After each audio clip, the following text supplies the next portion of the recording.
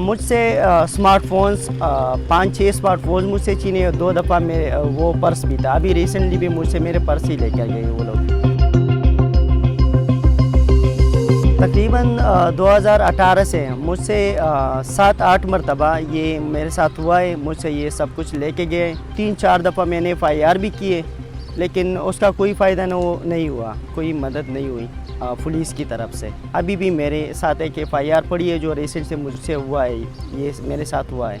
आखिरी मरतबा जब FIR की थी उसमें मेरे साथ 3-4 और फ्रेंड्स शामिल थे। उनसे स्मार्टफोन्स और पर्स लेकर गए थे, तो वो लोग कह रहे थे कि उसमें हमारी ना पर्सनल ऐसी चीज़ें थी कि उसका मतलब मिसयूज़ ना हो। तो उनके कहने पे मैं गया था, वरना मैं बिल्कुल मेरा इरादा नहीं था FIR करने का। पेशावर में अभी शाम के बाद निकलना बहुत मतलब ख़तरे से खाली नहीं है।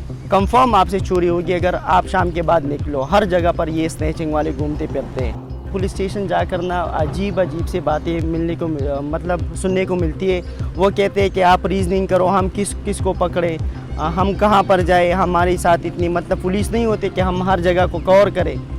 तो यही वजह है कि मैं बस अभी FIR करना भी मैं नहीं चाहता। मतलब जब पहली बार यहाँ पर ये जो गाड़ियाँ खड़ी है इधर लिया था, और फिर उसके बाद ये जो सामने ये स्टेशन है अभी वहाँ पर लिया था रिसेंटली।